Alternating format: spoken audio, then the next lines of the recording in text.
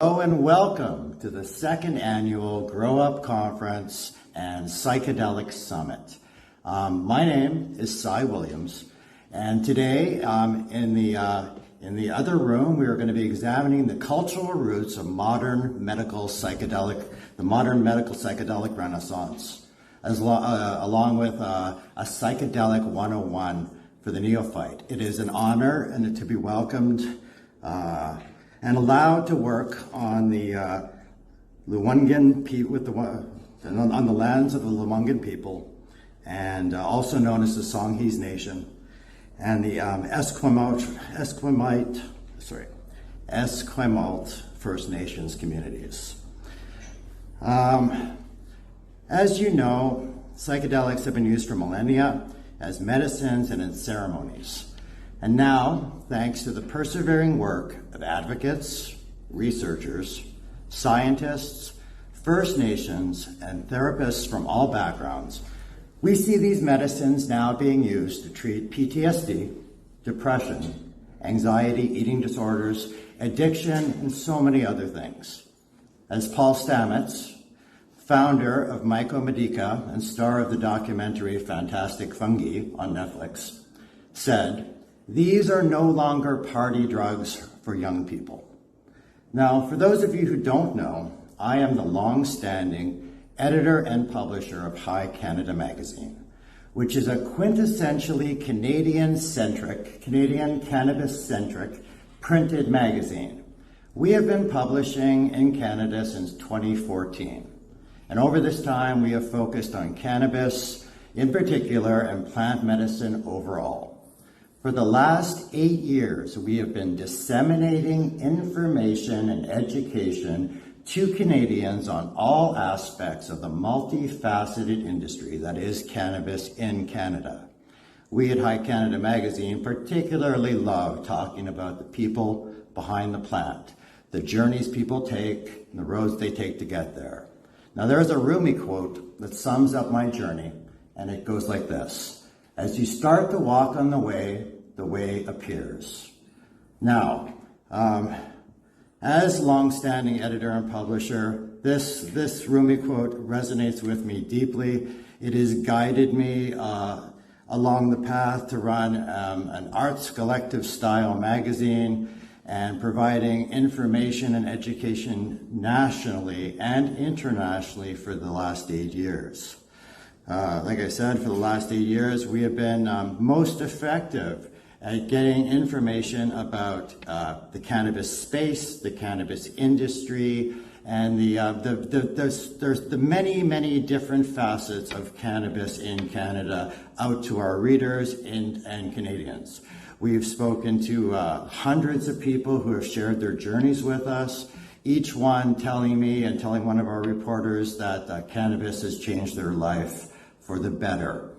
Now, today we also have a psychedelic summit happening here at the Growup Conference, where experts from psychedelics across Canada and internationally will be gathering for discussion.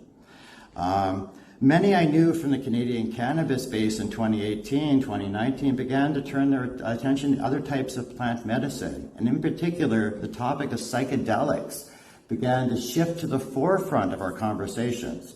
Now, within my own media platform, we began to feature more and more content about the blossoming psychedelic space over the last 2 years in Canada and both in Canada and internationally. We began to realize that psychedelics in Canada needed a space and a platform of its very own.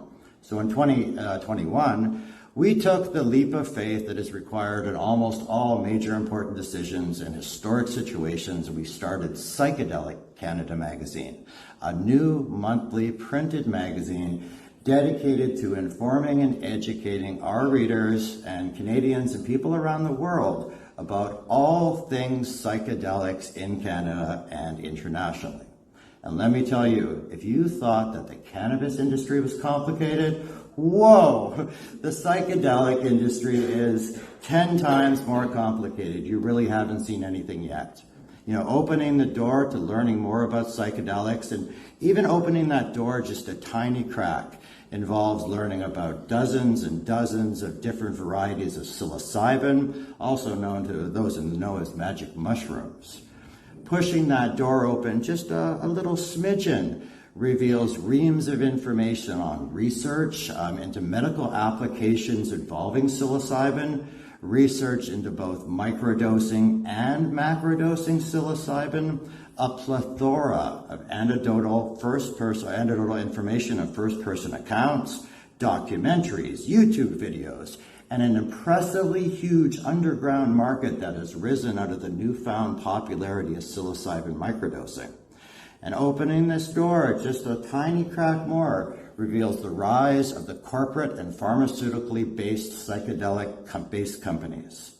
Now remember, our allegorical, metaphorical door is open maybe this much. Open it a little bit further and discover the deep and spiritually nourishing side of psychedelics. You start to realize that what you think you may know about psychedelics is actually very little. And you start to realize how deep the rabbit hole actually goes. And you start to realize how many types of psychedelics there are out there, just besides psilocybin and all of the psilocybin variations that come with that fungi. Off the top of my head, there's MDMA, ketamine, peyote, mescaline, ayahuasca, ibogaine, LSD, DMT. Now, these are only general headings, as each of the psychedelics that I just listed are as easily as complex a topic as psilocybin is. It's time for another Rumi quote. As Rumi tells us that the garden of the world has no limits, except in your mind.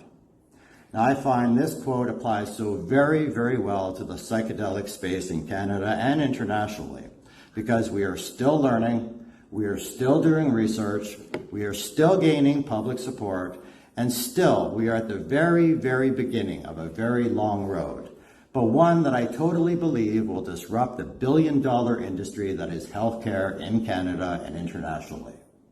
We are constantly finding amazing applications for an array of psychedelics, and again, from my perspective, these applications are improving quality of life for those involved.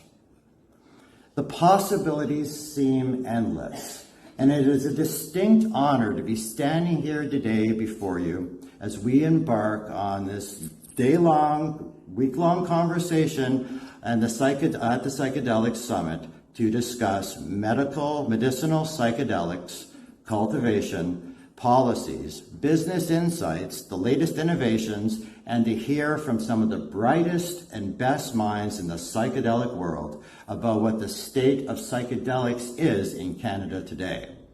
Today will be a day to learn, to engage, and to network with like-minded individuals who are also passionate about plant medicine, cannabis, and the future of psychedelics in Canada.